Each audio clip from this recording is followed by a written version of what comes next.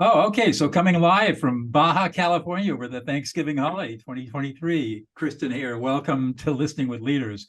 You are the founder and CEO of a company called the Success League, which can be found at thesuccessleague.io. Welcome to the show.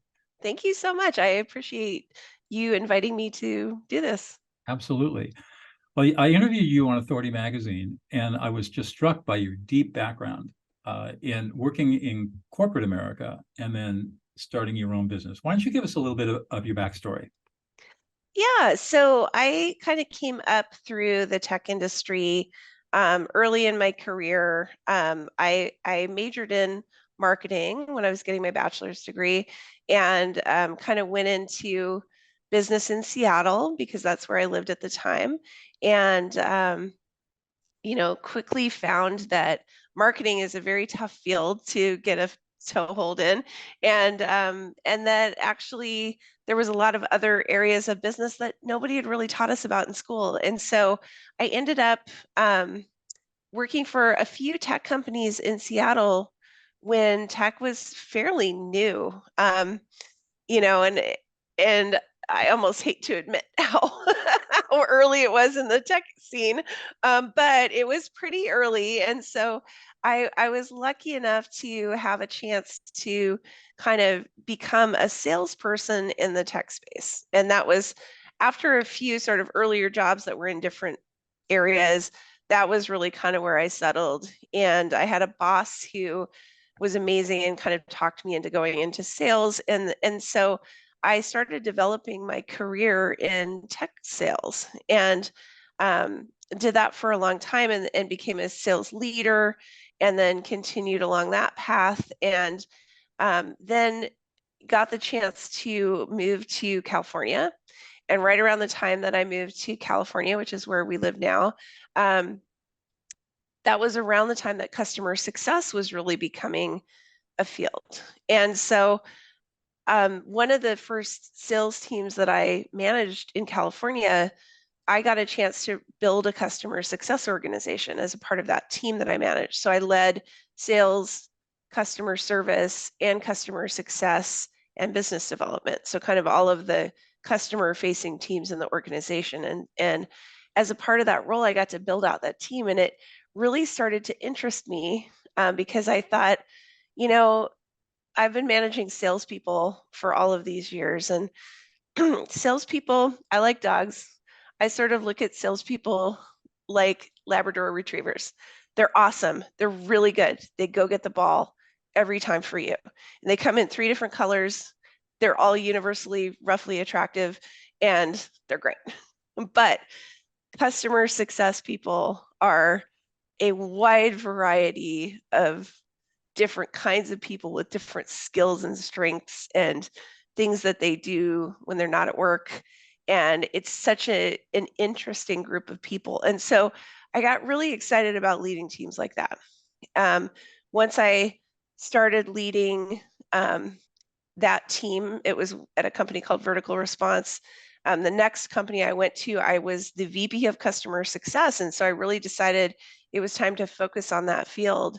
And I decided to do that. And so I did that for a few years, built up that team from scratch. And then from there, kind of that company kind of came to its natural next step. And they were relocating from San Francisco back to their headquarters in Pittsburgh, Pennsylvania. And I wanted to stay in California. So it was kind of a natural thing for me to say, okay, I've got to, make a decision here and I want to stay in California. They were great. They were actually my first consulting client. So I got to work with them and continue to work with them to help with the transition that we did. But I also decided at that point that I had the experience and the skills that were needed across a lot of different companies to help them build customer success teams. And I decided to build the Success League. I've always had kind of a desire to be an entrepreneur. This seemed like a really good business plan. And during all of that, I went to grad school and got an MBA. And one of the things that I learned from my MBA was that you really need to, if you're going to start a business, have a really solid business plan and know that it's going to work before you even go into it. And I knew this one was going to work. So I Good for made the you. decision and made the leap, and here I am. Yeah, just by, I know you have been in tech for a long while. Just to let you know, I learned how to code in beginner's all-purpose symbolic instruction code in 1969. When there was nothing but mainframes, and we were Yep. allocated 2K of storage, and Oh, everything was wow. input by either paper tape, punch tape, or Hollow Earth cards. Oh, those little cards. Yeah, and you know where the term bug came from? So if you punched your cards and you ran them through to Mhm. the compiler. That's what a compiler was. It took all the Uh-huh. cards, compiled it into something inside the computer. If sometimes you get weird results, and you have to go back through and look at all your cards, and sometimes there'd be a fly or a bug, an insect, Oh, like a on the literal card, insect. literally an insect on the card. Wow. Say, I got a bug in my cards, and that's where the term bug came from. That's funny. I mean, I have to say my dad was an engineer and his brothers are all engineers, and um he like I grew up coloring on those punch Oh, cards okay, because there you those were my go. coloring paper. He Right. would bring those home from work. He would bring home the Oh yeah, disc paper from work. Yeah, that crazy. was what my That was a coloring long. paper That was was. pre everything. Yep. Um, I can tell. Yeah, I went to Dartmouth, and I can tell you all kinds of stories about that. Oh That my was gosh. back in Yeah. the late '60s and '70s. But I want to make this about you, not about my ancient history. Success, customer success. When we talk Mhm. about customer success, what are we talking about? There's a lot of confusion around this still, and it's a field that's now been around for about 20 years. Yeah. So it surprises me a little that it's still confusing, but the easiest way I think to define it is that it is the group of people inside your company who are responsible for demonstrating ongoing long-term value to your customers. So they're the ones that are kind of the new version of, I guess, what would have been account management back in the day. But I think their mission is a little different. Account management was sort of there to, be the ones to answer questions, make sure you got the newest floppy disk of your software every year or whatever. This is more like this is a team of consultants who are in your company, involved with your organization, and making sure that you're getting a return on your investment in the software that you've bought. Uh, and so when you're building a customer success team, that means you're taking. I think you used the term customer facing teams in an organization and getting them aligned Mm-hmm. with values and processes and procedures to make sure that however the customer is being touched, it's a consistent process. Yeah, it's consistent and meeting their expectations. And I know that sounds simple, but it's remarkably not simple to do that. Well, of course not. I mean, because Yeah. you look at all the different disciplines that are involved in an organization that's customer facing, they all have different jargon, they have Hmm. values, they have different KPIs and metrics, Hmm. different people styles that are involved. So, and meshing all of that together could be very challenging, especially if people are Hmm. resistant to change. Yeah. Yeah. And, I think the people who buy software are usually not the ones who are resistant to change, but the people who have to implement it and roll it out across the company and get everybody to adopt it are. And so sometimes For good there's reason. there's a lot of change management that goes into customer success if you're doing it well. Right. And I think that gets forgotten a lot. And Right. so I appreciate you bringing that up. Well, you're welcome. I mean, I'm a lawyer turned peacemaker. This what you do is way outside. Well, in some ways it is. In some ways it isn't. Way outside of what I do. But and we can talk about that later. So when you can measure effectiveness in your consulting work, and you and your firm, how can you tell we've done a good job here? With our clients, Yeah, with your clients. yeah, so we can tell we've done a good job if they start to have a very cohesive customer experience. So like all of the customer success managers and customer success professionals are consistent. I think, one of the biggest things that customers look for in companies is consistency. That's why we go to places like Target and McDonald's and, all of the US brands that we go there because we know what we're going to get. Right. I know if I go to Starbucks that my latte, while it may not be amazing, is going to taste like I expect it to every single time. Right. Like we crave consistency. And so I think the first measure is how consistent is the customer experience? Are they going to go to Susie and get one experience and Jim and get a totally different experience? That's not good for customers. It doesn't feel good to customers. So that's one thing. I think the other thing that we're looking for from a company metric standpoint, and this is really why we are often brought in, is that customer retention is a massive metric that companies are measured by. So net revenue retention is big. And that means all of the revenue that you expect to come in from customers renewing, plus any revenue that you get from them expanding what they're doing with you or growing the business. That's net revenue retention. Right. So if you're losing a lot of customers, your net revenue retention is going to decline. We want it to grow.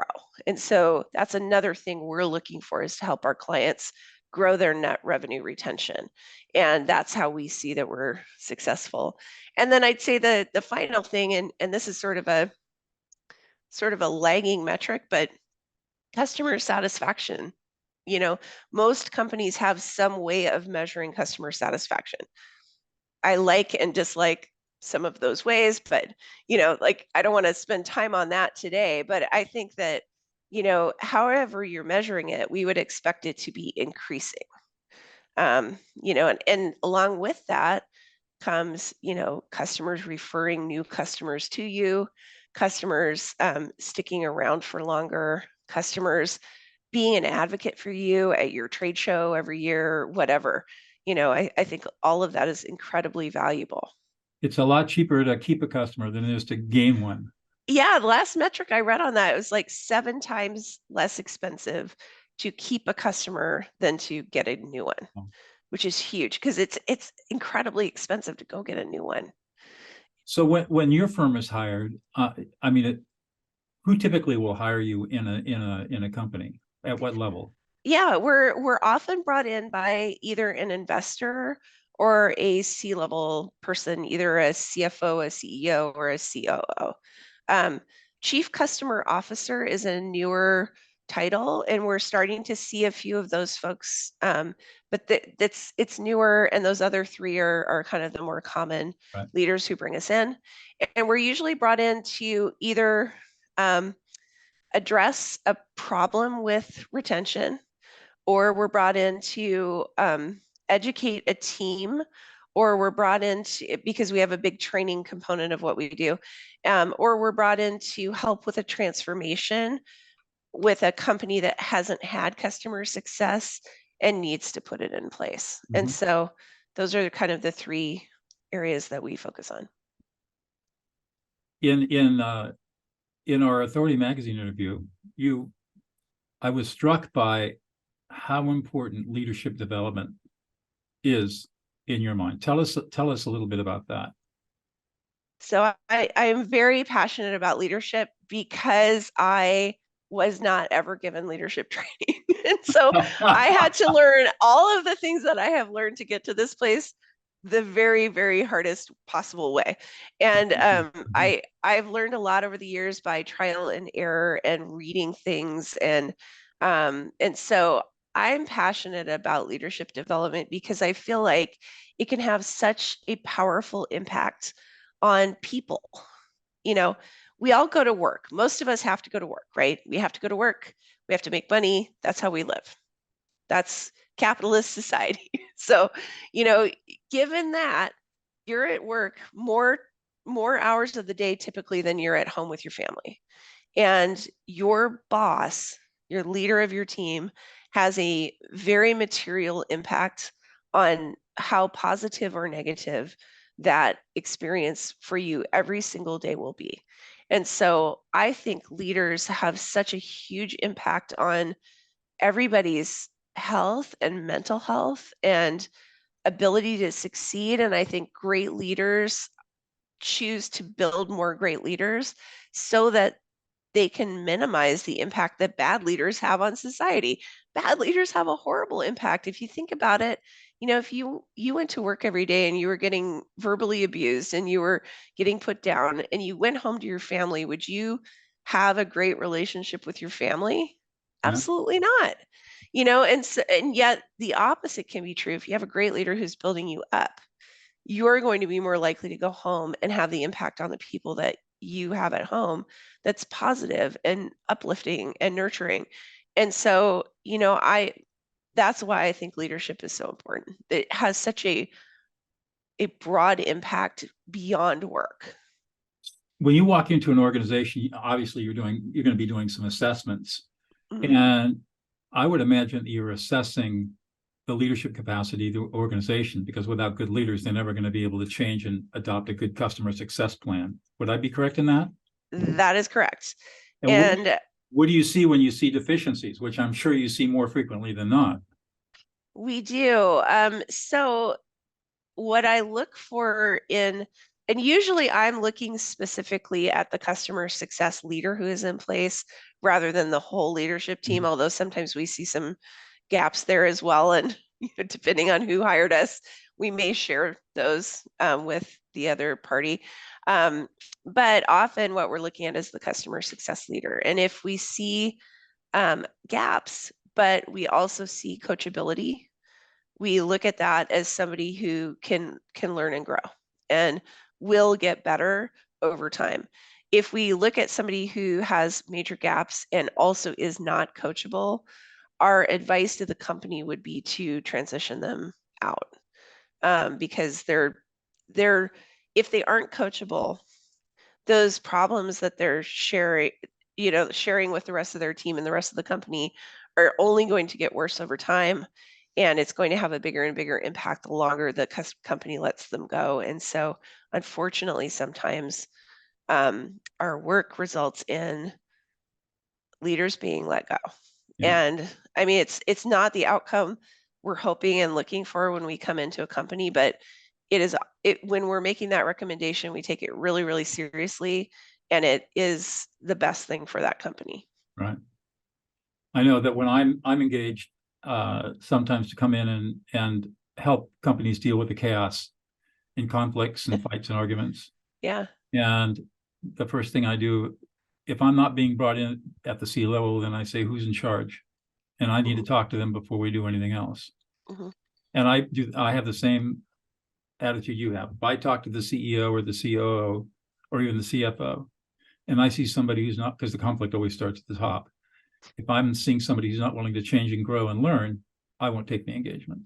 Yeah. I mean, we've had now two engagements where we've actually and it's been very few and far between in the whole time we've been in business, but we've had two where we've let the client go because there just wasn't the Right. level of communication or um, Yeah. frankly honesty that we needed to have to make it effective. And I don't want to go into a company and do a bunch of work and not have it go anywhere because it Yeah. can't, you know? That's that we both stand in our integrity. Yeah. Exactly. So you've been doing this for a while. What is it that gets you excited and up in the morning to go to work? Right now, it's funny, it's changed over the years. I've been doing this business now for a little over 8 years, about 8.5 years now. And so, what used to get me excited was figuring out all the puzzle pieces of how to get a customer success team built and running effectively. Now, what it is helping leaders, and especially female leaders in the space, become really incredibly effective and be able to make the transition from maybe a senior manager or director to a VP or chief customer officer where they're engaging more regularly with their board of directors Mhm. and they're hanging with the guys basically.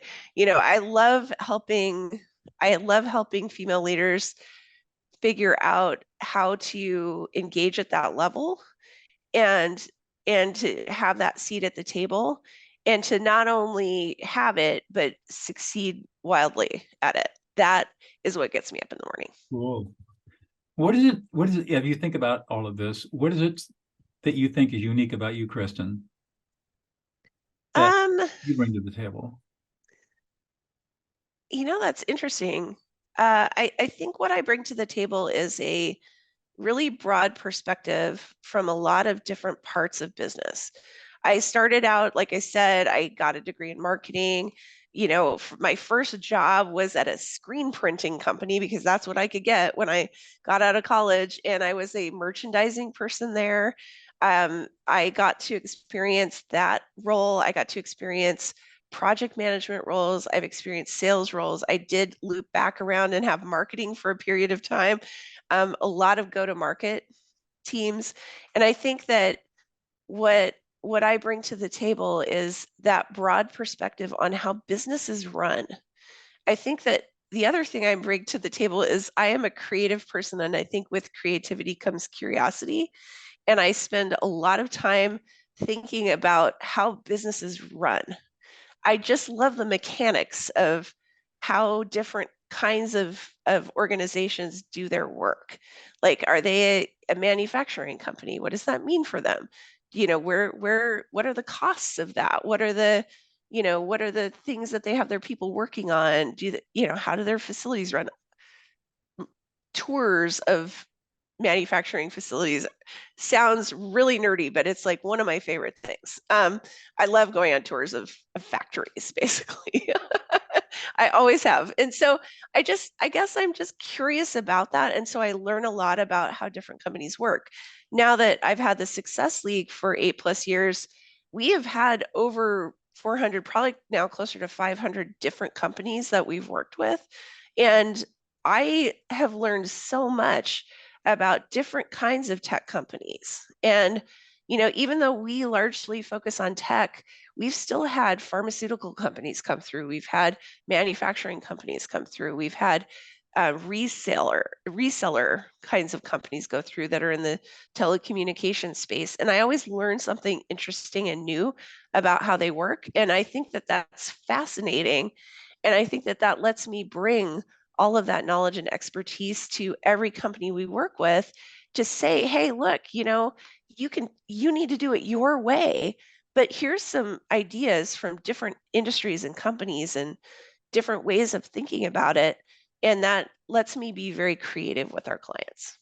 So, having worked with over 400 or 500 companies the last 8 years, can you think about, if you think about it, and this may be a way oversimplification, but what separates out the companies that you think are really successful and doing a really good job at what they do from the companies that are struggling?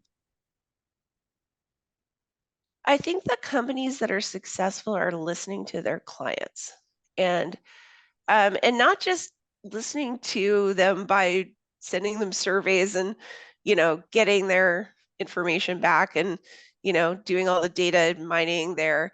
It's that, but it's also like literally listening to the customers and hearing what they're saying about the product and being willing to be humble and understand that if you're the CEO and you were part of the technology team that built this like whiz bang cool thing that you think is the best thing since sliced bread, that it might not be, and that it might take a little tweaking to get it there. And I think that listening combined with the humility is what makes people successful. And that, of course, leads to the pivotal question and the whole point of this podcast. How critical is listening in leadership? It is the most important thing you can do. And I say that, and I don't say that just because I'm on the show. I say that because I really genuinely believe that. I think that if you start out in leadership as a manager, which most of us do, the very first most important thing that you can learn to do well is to have one-on-ones regularly with your people. And you're having those not to boss them around, but you're having those to listen to them and get to know them and get to know what makes them tick so that you can help to maximize their performance. And then as you get further along in your career, maybe you're a director or you're a VP, you need to be not only listening to your team, but you need to be listening to your peers in the company. You need to be listening always. If you're in our part of a company, you always have to be listening to the customers. But that aside, you have to be listening to your peers as a director. You have to be hearing that your head of engineering maybe doesn't have the team or bandwidth to do as much stuff as they would like to do. And you're one of a variety of priorities that they've got. And you need to prove yourself in your business case. So you have to be listening for those things. You have to understand how those teams work. You have to get to know those people. And then as you go into the C-level, you have to listen for cracks everywhere in your company. You also have to be listening to what's going on in your market. You have to be paying attention to the broader market space. You have to listen to what your investors are saying. And you have to be listening to, what not just the individual customers are saying, but what the market is telling you about where you sit. And you need to make changes accordingly. And so I think as you go from that narrow view as a manager to a very broad view as a C-level, listening is such a critical piece of all of that. It's just who you are listening to changes. So What's interesting to me is, of course, I completely agree with everything you've said, is that no one's taught how to listen. We really are not taught how to listen. So how do you think people are able to develop their listening skills? Is it just trial and error and on-the-job experience and caring enough to really try to figure out listening? Or do you think people can be coached? I think people can be coached. I always think people can be coached. I hope so, because that's what I do. If they're coachable, they can be coached. They're not always open to coaching, but if they're open to coaching, every skill is something you can learn. Right. It drives me nuts when people are like, oh, they're a born salesperson or they're a born marketer. And it's like, nobody is a born anything. Everyone learns skills, and everyone can learn skills as they go forward. I think learning listening is hard because our world is so loud. And, it seems like, and I'd love to get your take on this, because it seems like a loud world would make us listen more, but it actually, I think, kind of makes us listen less. Too many distractions. Yeah. What do you think about? Give me your take on that. So two types of listening: type 1 listening and type 2 listening. Most people only do type 1 listening, where the agenda is on them and they're listening for their own purpose, maybe to get information, maybe to just, it's all about me, but they're not focused on the speaker at all. And that's where most people are in their listening. Type 2 listening is speaker focused, where my whole agenda is to listen to you from your frame of reference and understand and reflect what you're saying, so that we both have a deep appreciation for what you're saying. And most people, I teach type 2 listening. Most people are not taught it. And I think when we're type 1 listening, it's too easy for our minds, especially if we're focused on words, to get distracted by what's going on your telephone or what's going on the internet or what other people are saying or thinking or doing. And so it becomes very difficult to focus. But what's really interesting is when you learn type 2 listening, it becomes really easy to focus on what the speaker is saying, because in that moment, your total concentration is on their meaning and feelings, their emotions, their emotional experience. And that's when you really that's when you really become a deep listener. And you can turn it off and on as you need to. But it allows you to, for example, having one-on-ones and not only listen to the words that maybe a peer or a subordinate is telling you, but what's the feeling underneath it? What's their emotional experience, which oftentimes is a disconnect between what they're saying and what they're feeling. And learning how to hear that disconnect and then think about what's really going on here. Or dealing with situations, difficult conversations, for example. I mean, you're at C-level. Hopefully you don't have to have too many difficult conversations, but you have them. I do have to have them. Yeah. Right. And it's anxiety producing unless you know what to listen for. And when I facilitate difficult conversations, the first thing I say, this is not an exercise in talking. This is an exercise in listening. Yeah. It's funny. So, We teach a class on difficult conversations because, of course, in customer success, you have to have them constantly. And I actually use my teaching for my I have a daughter who's now in college, but at the time she had to have a difficult conversation with a friend, and she was 13. And I was like, I have a class on this. Can I just like walk you through it and teach you how to prepare for the conversation that you have to have? And she was like, "Oh, Mom, that's your work." I'm like, "Trust me, just it'll be okay." I'm just, and if it's not useful to you and you don't want to use it, you don't have to use it. You can wing it, but just try it. We have a little worksheet that goes along with it, and it was it was so fun to watch her go through that class and learn about how to handle that, which is a pretty mature topic that, frankly, a lot of adults have not figured out how to do well. And to take away some things that I mean, she had a difficult conversation. It did not go as well as it could have, but it went probably better than it would have if she was winging it. And for a 13-year-old, I thought she handled it pretty maturely. And a lot of it was like asking questions of the other person and really thinking about what that meant. And I think that, if you can even teach a 13-year-old girl who's in middle school and dealing with friend drama about it, you can teach anybody about it. And I think people can learn to do that. And I think it's fantastic that you have classes on how to do type 2 listening. It's so critical, and it's critical at work, but it's also critical throughout the rest of your life too. I'll just tell you this. I'm the co-founder of the Prison of Peace Project here in California, where we train people serving life and long-term sentences how to become peacemakers to stop prison violence. First skill we teach them is deep reflective listening. And we've had over 700 of our students released on parole in California. Not one of them has reoffended. That's incredible. That's how powerful this stuff is. Yeah, I had seen that on your website, but I hadn't heard that result. And I think that's amazing. Incredible. Not like, I mean, I don't know if people know this, but my husband was in juvenile rehab work for a long time. The the level of reoffenses is very high. So to have nobody reoffend is pretty incredible. Yeah. Well, it's because, I mean, there's a lot into it, but basically we teach as they learn how to become peacemakers and mediators, they're learning life skills they never learned before. And when they get out, they no longer have a criminal mindset. They have a servant mindset of serving others. And so that completely changes their lives. That's great. One more question and I'll let you go. What's one thing about you, Kristen, that we wouldn't know about unless you revealed it to us?